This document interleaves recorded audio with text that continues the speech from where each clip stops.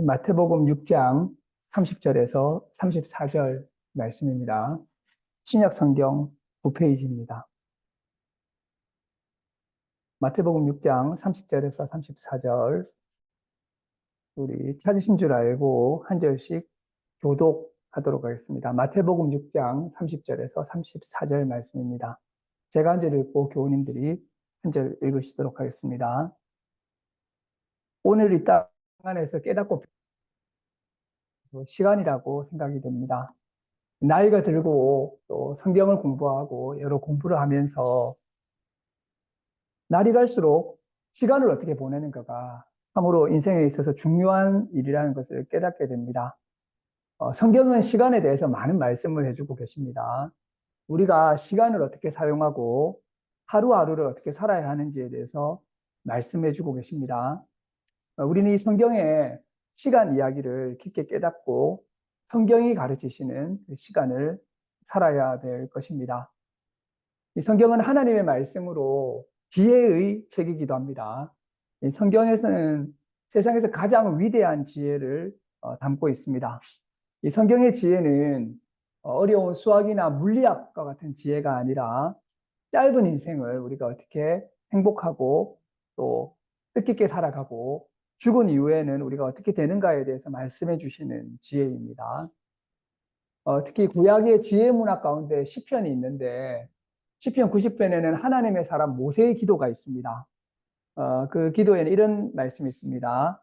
우리에게 우리 날 계수함을 가르치사 지혜의 마음을 얻게 하소서. 그때 있는데요. 모세는 먼저 이런 이야기를 하는데 인생이 길어야 70이고 강건하면 80이다. 강건하면 70이고 길어야 80이다. 이런 이야기를 하고 있습니다. 근데 그 7, 80의 인생이 화살처럼 날아간다고 하고 있습니다.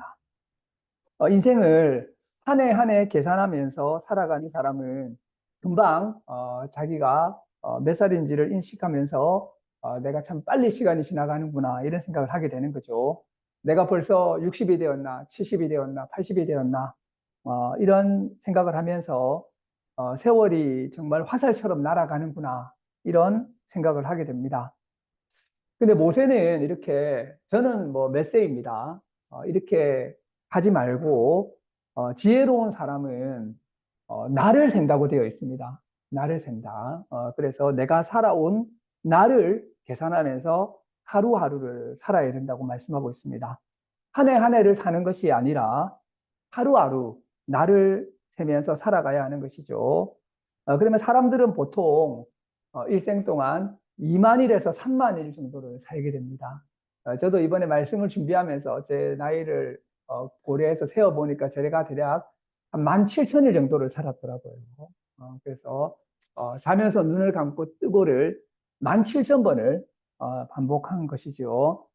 사람들은 대체적으로 한 2, 3만 번 정도 눈을 감았다가 뜨고 하는 이런 이제 일들을 하게 되리라고 생각이 됩니다. 우리 한국의 교인 중에 다성 유영모 선생님이 계셨는데 그분은 특이하게도 날을 계산하셨다고 합니다. 맨날 일기장에다가 오늘은 나의 1만 8천 몇 번째의 날이다 이렇게 적으면서 하루하루를 하셨다는 거죠. 그래서 이 날을 계산한다는 것은 한 해를 산다거나 한 달을 사는 것이 아니라 하루하루를 살아간다는 것입니다. 하루를 살고 하루를 죽는 삶, 일종의 하루살이를 2, 3만 번 반복하는 것이 바로 인생이라고 하는 것입니다. 사실 우리의 삶은 하루로 이루어지게 됩니다. 우리는 하루를 살아야 됩니다. 우리가 성경에서 배워야 할 것은 우리가 하루를 살아가는 법입니다. 이것이 성경의 시간 이해이고 시간살이입니다. 우리는 이렇게 하루를 살고 이런 식으로 시간을 살아야 된다고 성경은 말씀하고 있습니다. 특별히 예수님은 그런 하루를 살되 오늘을 살라고 말씀하고 있습니다. 오늘을 살고 하루를 살아야 된다는 것입니다. 그래서 우리는 예수님에게서 하루를 살아가는 법을 배우게 됩니다. 우리는 무엇보다도 예수님으로부터 하루를 살아가는 법을 배워야 됩니다. 오늘 우리 말씀이 포함된 산상설교는 참으로 위대한 지혜를 담고 있는 말씀인데 그 안에서 우리는 하루를 살 수 있는 가장 좋은 법을 배우게 됩니다. 기본적인 것은 하루를 살아야 된다는 것입니다. 오늘은 4월 14일인데 그러면 4월 14일 하루를 온전히 살아가는 것이 중요합니다. 근데 많은 사람들이 하루를 살지 못합니다. 왜냐하면 많은 경우에 과거의 후회와 내일의 걱정으로 살아가게 되는 것입니다. 특별히 많은 사람이 과거의 후회로 살아가기도 하지만 특히 많은 경우에 내일의 걱정을 겪으면서 걱정을 통해서 고통을 받으면서 하루를 살아가고 있는 것입니다. 내일의 걱정은 우리로 하여금 하루를 살지 못하게 하는 무거운 짐입니다. 제가 굉장히 좋아하는 장면이 있는데요. 존 버년의 철로 역정을 보게 되면 크리스찬은 희한하게 짐을 지고 살아가고 있습니다. 늘 힘들어요. 삶이 무겁고 그 짐의 이름이 뭐냐면 죄짐입니다. 죄짐. 그래서 이제 그 크리스찬이 인도자를 따라서 가다가 그 죄짐을 그 골짜기에 굴러 떨어뜨리거든요. 그러면 골짜기에 죄짐이 떼굴떼굴 굴러가서 떨어지게 되면 그때 이제 크리스찬은 참으로 가볍게 여행을 할 수 있는 것이죠. 무거운 완전 군장 같은 짐을 짊어지고 행군을 하는 것이 얼마나 힘겨운 일입니까? 또 무거운 짐을 짊어지고 등산하는 일은 얼마나 괴롭습니까? 이 죄짐이 그렇게 사람을 내리누른다는 거죠. 근데 사람에게는 죄짐만 있는 것이 아니라 염려와 걱정의 짐이 있습니다. 하루가 힘든 거죠. 죄짐만 있는 것이 아니라 염려와 걱정의 짐이 사람을 내리누르고 사람을 힘들게 하고 더 심한 경우에는 절망하게 하고 더 심한 경우에는 자살하게까지 하는 것이 바로 염려와 걱정의 짐입니다. 예수님께서 가르쳐 주신 하루를 사는 법에는 내일의 걱정에서 해방되는 것이 중요합니다. 내일의 걱정에서의 해방이 진정한 해방이고 우리가 진정으로 가벼워지고 자유로워지는 길 중에 하나입니다. 이렇게 예수님은 우리를 염려와 걱정에서 해방시켜 주시는 분이십니다. 혹시 신앙생활하고 염려와 걱정이 많이 덜어지셨나요? 사라지셨나요? 나 정말 너무 가벼워졌어, 이제. 나 이제 산을 날아다닐 것 같아. 이렇게 되어서 막 이렇게 여기저기 뛰어다니면서 사슴처럼 이렇게 뛰어다니는 그러한 가벼움을 경험했는가? 근데 실제로 예수님을 믿게 되면 우리가 죄짐으로부터도 가벼워지고 염려와 걱정의 짐으로부터 가벼워져서 우리는 매우 가벼워지는 경험을 하게 되는 것입니다. 우리 34절 말씀을 같이 한 번만 더 읽어보도록 하십시다. 같이 읽겠습니다. 시작. 그러므로 내일을 위하여 염려하지 말라. 내일 일은 내일이 염려할 것이요 한날의 괴로움은 그날로 족하니라. 내일 일을 위하여 염려하지 말라. 저는 이것이 진정한 복음이라고 믿습니다. 우리를 걱정의 짐으로부터 자유롭게 해주고 해방시켜 주시는 복음의 말씀입니다. 내일 일을 위해서 염려하지 말라. 이 말씀을 우리는 마음에 새겨야 됩니다. 흔히 사람에 대해서 이야기하기를 걱정 중독자, 염려 중독자라고 부릅니다. 얼마나 걱정, 염려가 많은지 우리는 늘 염려와 걱정 속에서 하루를 살아가게 되는 것입니다. 알고 보니까 내가 걱정 중독자였다. 이렇게 말할 수 있을 정도입니다. 사실 우리는 내일 걱정이 많이 됩니다. 저도 걱정이 많은 그런 이제 성격에 속합니다. 이달 안에 해결해야 될 일이 너무 많아요. 그걸 또 다 이제 해결해야 될 것 같고, 이 미래의 문제가 너무 커서 오늘의 나를 누르게 됩니다. 그래서 저 개인적으로도 제 삶의 많은 걱정은 앞날의 걱정이 너무 많고 미래에 대한 걱정이 너무 많다는 것입니다. 오늘을 살아가는데 내일의 걱정이 나를 누르고 이 걱정에 대해서 잠을 못 자는 경우도 많이 있었습니다. 그리고 죽음이 걱정되어서 삶을 살지 못하게 되는 경우도 많이 있었던 것이죠. 많은 사람이 내일 일을 위해서 염려하고 걱정합니다. 어제는 설교를 준비하면서 내일 있을 설교를 걱정하고 또 오늘 주일이면 내일 아침에 또 학교에 가서 강의를 해야 되는데 강의 걱정을 하고 이렇게 이제 심지어는 설교를 하기 한 주 전부터 어떤 설교를 또 준비해야 되나 걱정을 하고 이렇게 이제 걱정을 하면 마음이 무거워집니다.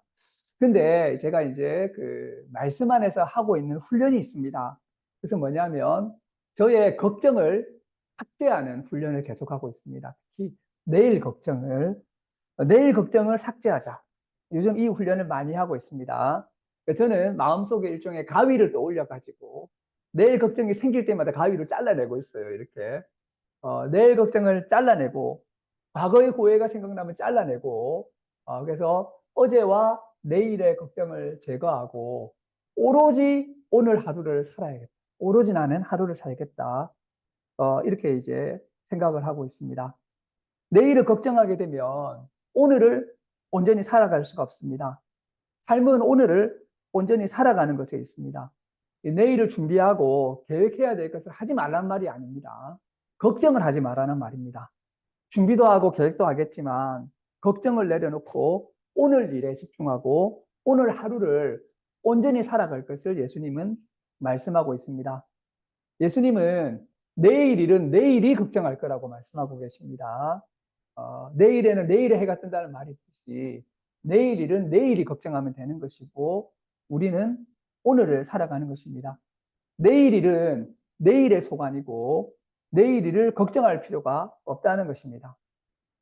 그래서 한 사람이 진짜 신앙적인가를 알아보려면 그 사람이 월요병이 있는가를 보면 됩니다. 내가 주일날 쉬었다가 월요일날 또 회사 출근해야 되는데 너무 걱정이 된다 해요. 내 너무 막 심장이 두근거리고 월요일 저녁부터 내일 출근할 것 때문에 막 힘이 든다. 여전히 이제 또 내일의 출근을 걱정하고 있는 것이죠. 그래서 이것은 어떻게 보면 신앙적인 문제이고 영적인 문제인 것입니다. 오늘 예배 드리시는 위들교회와 예수교회 교회 여러분은 내일의 걱정이 없게 되시기를 주님의 이름으로 축원합니다. 예. 자, 그러면 내일 걱정을 삭제한 우리는 오늘을 어떻게 살아가야 될까요? 내일의 걱정을 제거해도 오늘의 걱정과 연관이 있습니다. 대표적인 걱정은 늘 경제 문제입니다. 우리가 걱정하고 염려하는 것의 핵심은 무엇을 먹을까, 무엇을 마실까, 무엇을 입을까입니다. 바로 의식주의 문제입니다. 이 문제에 빠지게 되면 우리는 흔들리게 되고 우리에게 사이렌이 울리게 되고 우리는 정신을 잃어버리게 됩니다.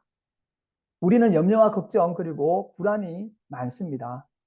이것을 어떻게 보면 당연하기도 합니다. 그런데 예수님은 돈 한 푼 없는 분이셨지만 아무런 염려와 걱정을 하지 않고 사셨습니다. 이 세상에서 세상 걱정 없고 염려 없는 분을 꼽으라고 한다면 예수님을 꼽을 수 있겠죠. 예수님은 수중에 돈이 한 푼도 없는데 언제나 아무런 염려와 걱정이 없이 살아가셨던 것을 보게 됩니다. 그래서 우리가 어떻게 살아야 할지를 보여주셨습니다. 예수님이 걱정이 없으셨던 이유는 하나님의 돌보심을 철저하게 믿었기 때문입니다. 걱정과 불안이 우리를 압박하고 짓누를 때 우리는 예수님을 바라보면서 염려와 걱정을 내려놓는 훈련을 해야 될 것입니다. 우리는 경제적인 문제를 해결하기 위해서 열심히 살아야 되지만 걱정과 불안 가운데서 살아서는 안 됩니다. 염려와 걱정이 주는 스트레스가 건강에 안 좋은 것도 있지만 이것은 더 근본적으로 영적인 문제이자 믿음의 문제이기 때문입니다. 오늘을 살아간다는 것은 오늘 염려와 걱정 없이 살아간다는 것을 의미합니다. 시편에서 모세는 하루하루 나를 계산하면서 살라고 했지만 예수님께서는 오늘 하루를 살면서 염려와 걱정이 없이 살아갈 것을 말씀하셨습니다. 예수님은 이러한 삶의 예로 공중의 새와 들의 꽃에 대해서 말씀하고 있습니다. 공중의 새가 보내는 하루를 묵상하라는 것입니다. 그리고 들꽃의 하루를 생각하라고 하는 것입니다. 우리는 공중의 새와 들꽃의 하루를 보고 깊게 배워야 됩니다. 공중의 새와 들의 백합화는 참으로 태평합니다. 우리는 동물의 태평함을 보고 배워야 됩니다. 이 들꽃은 오늘 있다가 내일 아궁이로 던져지게 되는데 그러나 그 들꽃의 옷을 입은 그 옷 입음은 바로 하나님이 친히 입히시는 옷 입음이라고 말씀하고 있습니다. 그래서 아름답게 머물러 있습니다. 들풀은 수고도 하지 않고 옷을 짜지도 않지만 하나님의 손길에 자신을 내어 맡기고 있다고 말씀하고 있습니다.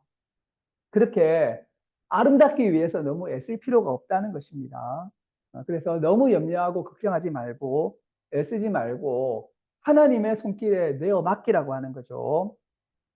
중세의 신비가 마이스터 에카르트는 초연하게 내어 맡기라고 강조하고 있습니다. 하나님께 초연히 내어 맡기는 것입니다. 일이 일어나는 대로 그대로 내어 맡기고 그대로 두는 것입니다. 저절로 두는 것입니다.